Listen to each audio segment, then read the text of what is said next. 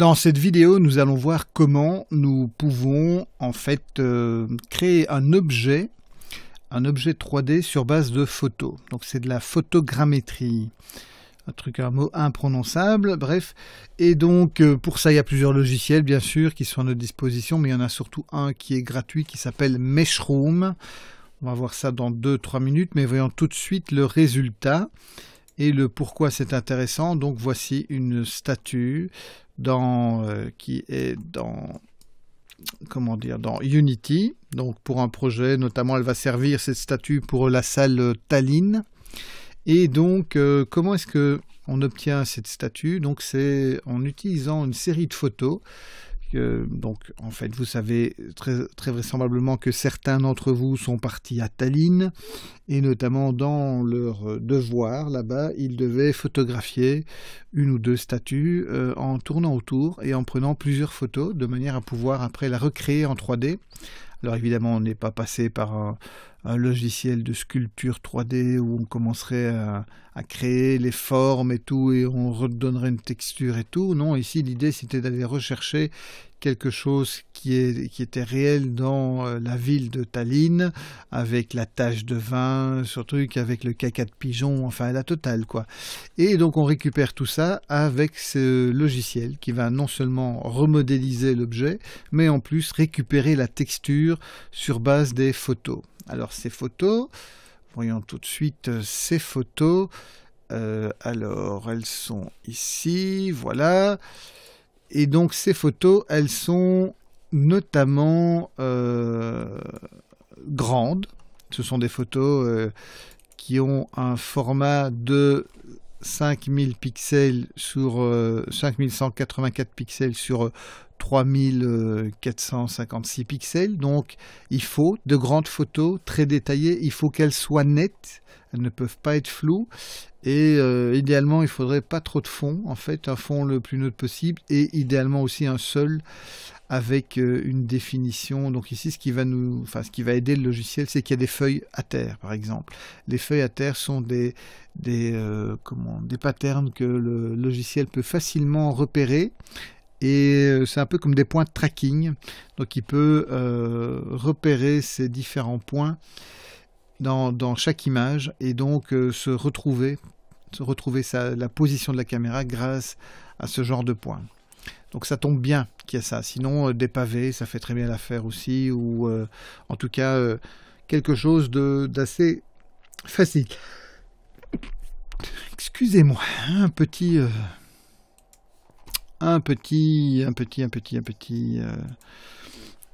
rhume. Non, je ne sauve pas. Voilà. Donc, disais-je, nous avons donc utilisé j'ai utilisé plusieurs images. Dans ce cas-ci, il y en a 39. Alors, idéalement, il n'en faut pas forcément 39. À partir de 15-20, c'est suffisant. Plus on en a, plus ça prend de temps. Pour refaire cette statue, ça a pris 3h20.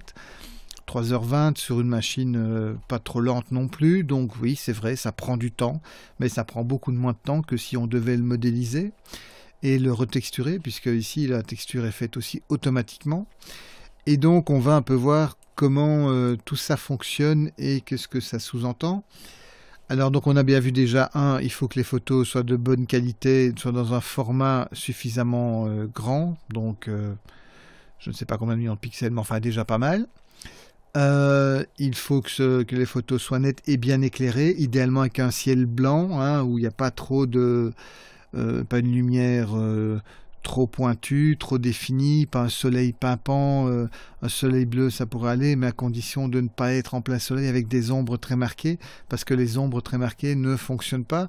Si je prends par exemple un autre exemple de statue, on prend par exemple celui-ci, ici, si vous voyez, donc voilà, ce genre de personnage, ça ne marchera pas. Pourquoi? Parce que les ombres là sont beaucoup trop importantes. Et si je vais même plus loin dans les images, voilà, on voit ici, donc c'est même un peu flou et on voit quasiment aucun détail de son visage. Donc tout ça, ce serait la main aussi, enfin voilà. Donc ça, il y a des sujets qui s'y prêtent et des sujets qui s'y prêtent moins. Par contre, le sol ici serait parfait parce que les pavés sont aussi des points de tracking que dont le logiciel peut se servir. Donc il y a quelques petites choses à savoir si on veut réussir sa photogrammétrie, du moins avec des logiciels gratuits comme Meshroom. Certains logiciels payants sont un peu plus faciles de ce côté-là, ils ont un peu moins d'exigences, mais voilà, ils sont payants, donc ce n'est pas vraiment idéal non plus. Alors, reprenons le truc, comment ça marche. Donc, j'ouvre Meshroom, logiciel gratuit. On a une première fenêtre ici, vous voyez, donc la fenêtre avec les commandes. C'est là où on pourra avoir certains renseignements. Je vais la laisser un petit peu derrière aussi. On va voir qu'il y a des choses qui s'écrivent là et qui peuvent nous aider à nous y retrouver aussi. Donc, si je prends maintenant toutes mes images, donc CTRL A, je les glisse. Voilà, et donc il va passer du temps à essayer de réanalyser chaque image et de voir si elles conviennent. S'il trouve quelque chose qui ne va pas, ben, vous aurez un message d'erreur qui vous dira « Ah non, celle-là, ça ne va pas ». Si en les regardant une à une, vous vous rendez compte qu'il y en a une qui est floue, il faut l'éliminer. Hein, donc vous l'enlevez, un clic droit, Remove. Sinon, vous risquez d'avoir un problème au moment de la création de l'objet. Donc ça, c'est la première étape. Je glisse mes photos, je lui laisse faire un peu sa popote. Et ensuite, en fait, ce qu'il va faire, c'est qu'il va suivre cet ordre d'opération. Moi, j'ai quasiment rien à faire d'autre que d'appuyer sur Start. Alors, ça c'est vrai si on ne veut pas commencer à chipoter et à régler des choses. Mais bon, disons qu'on ne va pas commencer ici à rentrer dans le détail. On n'en a pas besoin. J'ai fait la statue que vous avez vue sans vraiment toucher à grand chose d'ici, sauf le texturing à la fin. Donc ce sont des nodes, hein, comme vous avez maintenant l'habitude de voir, et des nodes qui sont reliés les uns aux autres. Et le dernier node qui concerne le texturing vous dit qu'il va sortir en fait un fichier en 8K. 8192, ce qui est un peu élevé par rapport à notre projet, donc on va mettre du 2K, 2048. En PNG, c'est très bien, et le noir méthode basique, on va laisser ça, enfin c'est ce que j'avais laissé au départ. Peut-être qu'il faudrait tester éventuellement d'autres méthodes qui seraient peut-être plus intéressantes. Le fill all est aussi très intéressant parce que des trous ici, on en aura. Enfin, on en a eu dans la conception de la chose. Donc, si maintenant j'appuie sur Start, eh bien, il va commencer son process et ça va prendre un certain temps. Je vous disais, donc cette statue a mis 3h20 pour se créer. Alors, laissez-moi vous ouvrir le fichier qui m'a servi à créer la statue. Il est déjà un peu plus avancé. Et donc, vous voyez ici, alors Dieu sait pourquoi il le fait la tête en bas. Donc c'est quelque chose dont il va falloir tenir compte par après. Donc il replace les caméras. Donc là on a un peu de mal à pivoter. C'est clic gauche pour tourner, clic milieu pour se déplacer. Et donc je suis un peu de travers par rapport à mon monde 3D ici. Mais voilà, ça fait rien, on dressera par la suite. Et donc voilà, donc c'est un... Je peux tourner autour à la façon trackball, qui est très chiant. C'est tellement plus facile quand c'est plutôt un turntable, mais bon voilà, hein, on est en trackball parce que c'est de la sculpture quelque part, automatique, hein, mais sculpture quand même. Et donc vous voyez ici que vous avez une barre d'état d'avancement, et donc là elle est en rouge parce qu'elle s'est arrêtée. Elle s'est arrêtée pourquoi ? Eh bien, elle s'est arrêtée parce qu'au moment de calculer le depth-map, qui est sans doute l'opération la plus longue, la plus difficile, c'est à ce moment-là qu'on se demande si c'est pas planté, s'il n'y a pas un problème ou quoi, mais non, c'est normal, ça travaille. En ça, la fenêtre ici peut vous être vraiment utile. Vous voyez, il est en train de travailler, il vous dit qu'il travaille. Après, il faut essayer de le comprendre aussi. Ce n'est pas un langage forcément tout de suite très compréhensible, enfin soit. Et donc, vous avez donc ces deux nodes-ci qui sont particulièrement lents, enfin, en tout cas, qui sont très demandeurs au niveau ressources et surtout qui exigent que vous ayez une carte GTX avec CUDA, donc une carte NVIDIA avec CUDA. Donc si vous n'avez pas une carte graphique, si cette carte graphique est malheureusement une carte AMD, comme c'est le cas ici sur cette machine, c'est pour ça que quand j'ai chargé ce projet, vous voyez ici, il s'est arrêté à cet endroit-ci, au DateMap. J'ai dû transférer après sur une autre machine, parce que voilà, il ne pouvait pas continuer, il lui manquait la carte CUDA. Et donc, mais heureusement, j'ai une machine avec une carte CUDA. Donc, ça a été sans problème. D'où aussi, j'en viens à ce sujet très intéressant, je peux tout à fait commencer le travail, puis récupérer ce que j'ai déjà fait, le mettre sur une autre machine et continuer le travail. Ou je lance le travail, je dois m'arrêter parce que voilà, ça fait un peu de bruit et que on relancera ça pendant la nuit, on relancera ça demain.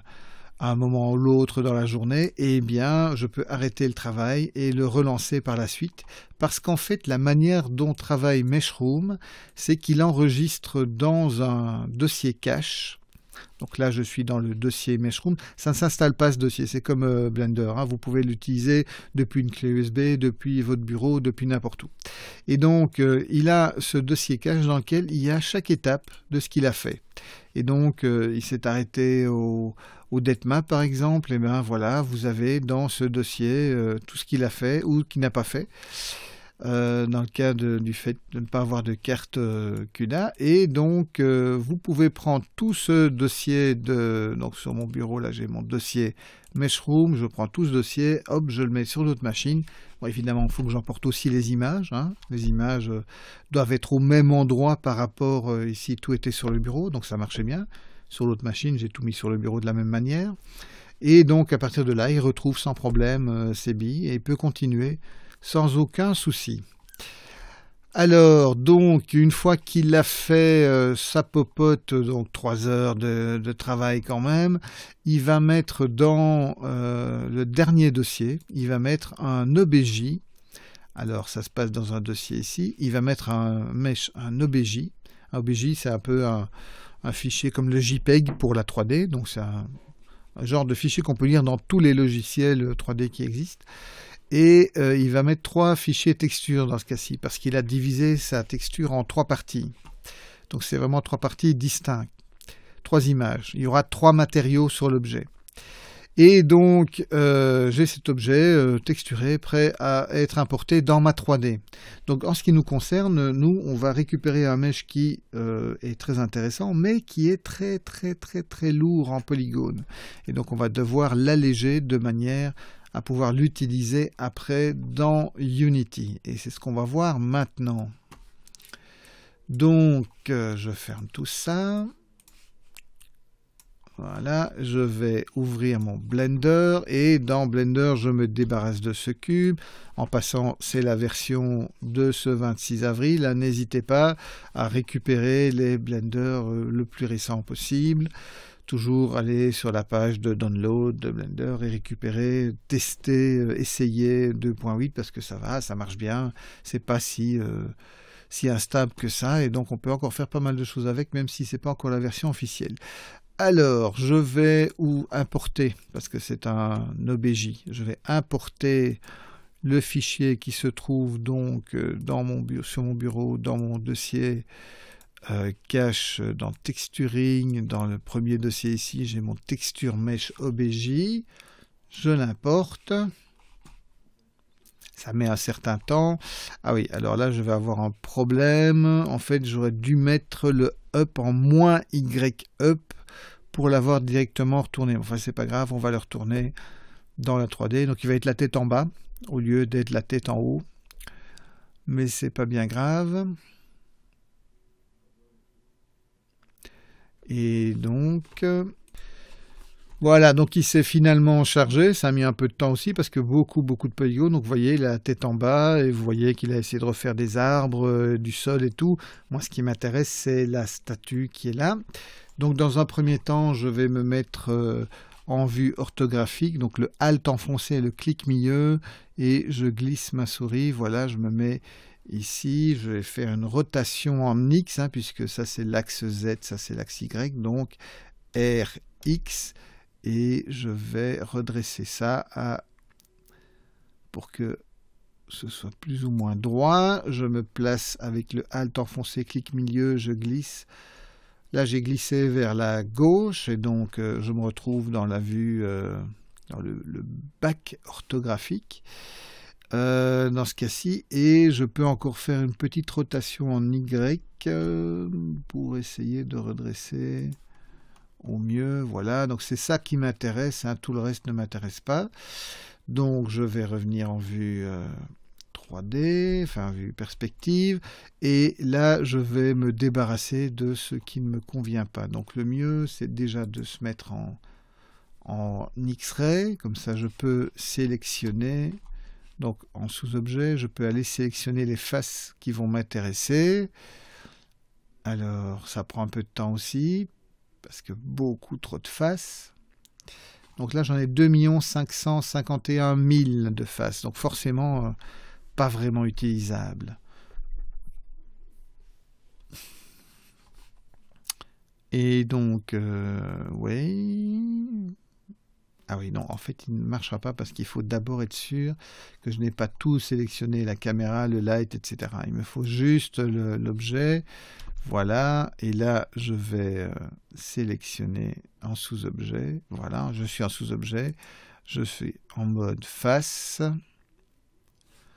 Et je vais tracer une sélection ici. Voilà, ça, c'est ce que je vais garder dans un premier temps. Et donc, je vais inverser ma sélection. Select inverse. Où est-ce que tu es? Select inverse. Inverte, voilà. CTRL-I si vous voulez le raccourci clavier. Et je delete les faces.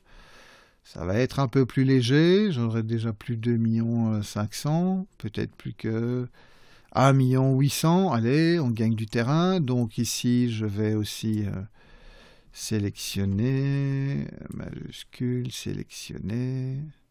Voilà, déliter les faces.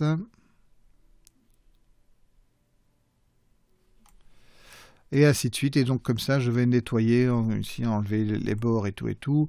Le redresser, le replacer au centre, enfin tout ça.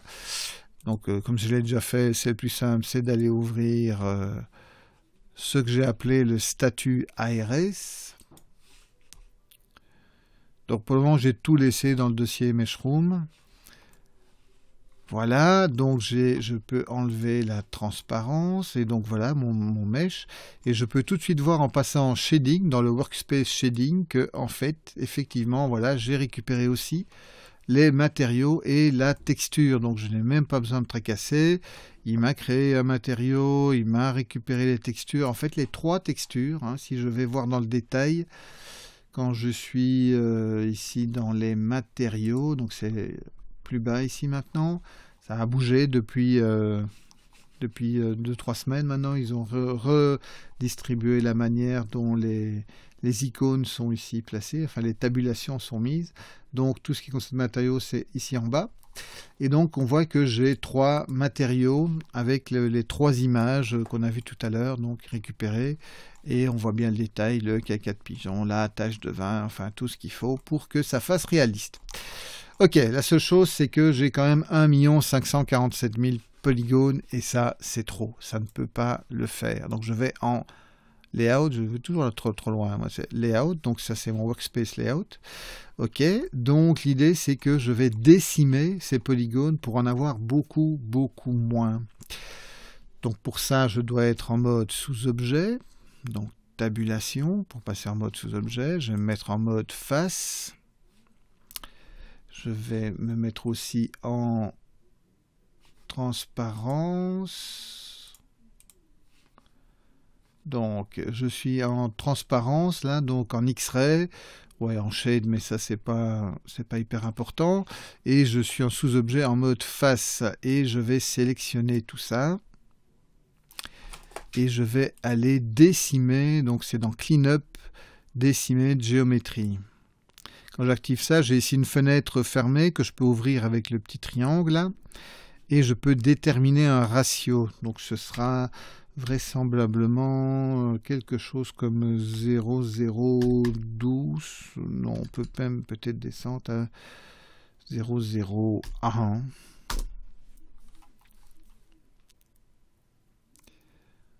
Je dis ça aussi parce que j'ai déjà testé et que 001 devrait faire quelque chose d'assez sympa. Parce que l'idée, c'est de ne pas descendre trop bas.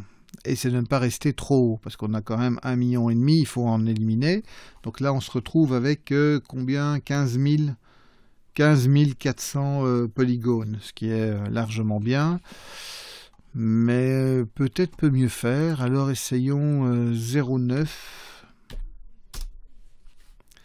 Et là, on devrait être dans les 14 000.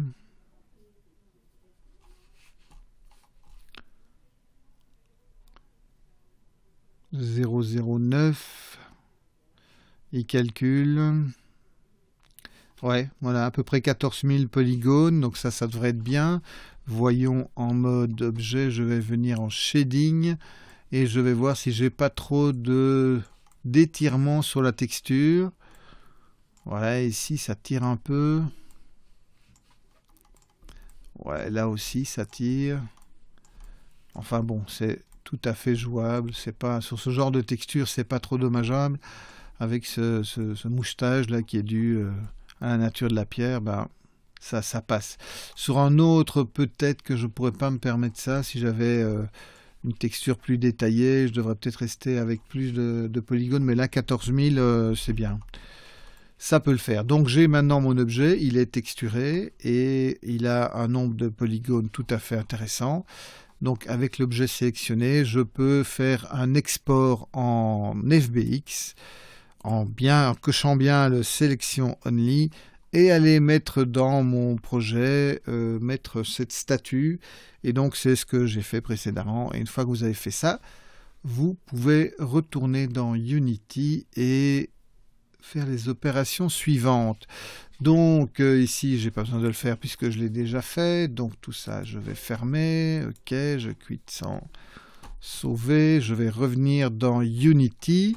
Et là en fait ce que j'ai fait, c'est que j'ai pris ma statue et dans un tout premier temps, alors moi je peux plus le faire parce que c'est déjà fait, mais vous allez extraire les matériaux. Extract matériel. Très important, vous devez le faire parce que ici on a 3 matériaux sur cette statue. Bon, s'il n'en fait qu'un, c'est beaucoup moins problématique parce qu'on peut toujours recréer ce matériau. Mais ici, il en a fait 3 et lui redonner 3 matériaux qui se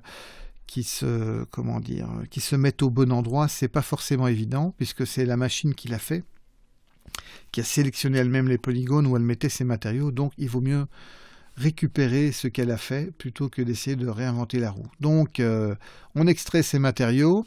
Une fois que vous avez fait ça, vous allez avoir votre objet que vous pouvez placer dans la scène. Il sera très très petit. Il faut changer sa taille parce que voilà, c'est comme ça. C'est pas grave. Vous lui redonnez la taille qui est nécessaire. Donc ici, vous voyez, j'ai fait 1000 fois plus grand. Hein. Donc il est vraiment très petit quand il se charge dans la taille par rapport à mon visiteur ici, mon visiteur qui a sa taille de 2 sur 2 sur 2, je sais bien que peu d'entre vous lui ont donné cette taille, mais enfin voilà, donc bon, si c'est une taille de 1, bon, à voir, la statue peut être grande aussi, mais donc là j'ai une taille de 1000 quand même, et surtout c'est que vous allez avoir 3 matériaux qui ne ressemblent pas à ça, parce que en fait le rendering méthode est sur transparent, et donc ça va donner quelque chose dans ce goût-là. Pas très pratique. Donc chaque fois il faut rentrer dans le matériau et dans les rendering méthodes venir choisir opaque pour être sûr que en fait chaque fois on a bien ces 3 matériaux qui sont opaques et on va alors après récupérer ici directement ce qu'on a eu de Meshroom. Et donc voilà comment on fait cette opération. Je vais mettre à votre disposition les photos. Vous avez accès au logiciel. Vous ne devez pas faire cet exercice. Vous pouvez le faire.